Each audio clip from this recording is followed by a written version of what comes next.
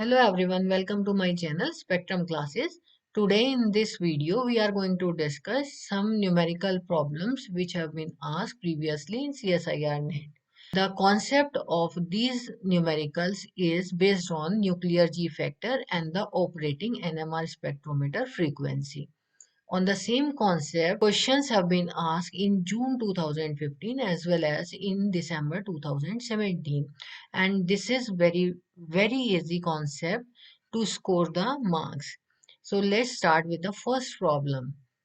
Here, this problem have been asked in June 2015 and this states as the nuclear G factor of 1H and 14N are 5.6 and 0.40 respectively. If the magnetic field in an NMR spectrometer is such that the proton resonates at 700 megahertz, the 14N nucleus would resonate at, and these are the options. Now, before this concept, we just recall the concept to which we are very much familiar. We all are know that proton resonates at spectrometer frequency, but the nuclei which are having different gyromagnetic ratio, they are resonate at that ratio and that frequency. Say, I'll just recall the fact that if 1H resonates at 700 megahertz, then carbon 13, which has 1/4 of the gyromagnetic ratio, then the carbon 13 will resonate at 1/4 of this megahertz. So that is the concept actually, but that have been asked in different manner here. So let's start with the concept, and before discuss or before solving the problem, let us have a look about the nuclear G factor. So in case of electrons, we are very much familiar with the nuclear G factor, and this is in case of electron, it is known as bond magnetron, and this is the applied external magnetic field. Here, N represents the nuclear here. So this is nuclear G factor, this is nuclear magneton, and this is applied external magnetic field. Here, the nuclear magneton EH upon 4 mp pi. So here mp is the mass of the proton, E is the charge of the proton, H is the Planck's constant. And if we put all these values of charge on mass of the proton and Planck's constant value, we will get the value for this as 5.050 into 10 raised to the power minus 27 joules per Tesla. Now let us solve this problem. So how we are going to solve this problem? Simply we put the values first.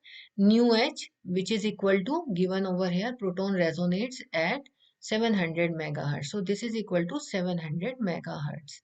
Now Gn is given, so that is equal to 5.6. Bn is constant for both the nuclei. B naught is again constant, which is the applied external magnetic field for a given spectrometer. Now let us put the values similarly for nitrogen nuclei. So this has been asked. This is equal to 0.40 into Bn into B naught. If we simply divide equation number 1 by the equation number 2, then we will get, these are cancelled out by each other. Now on solving this, we will get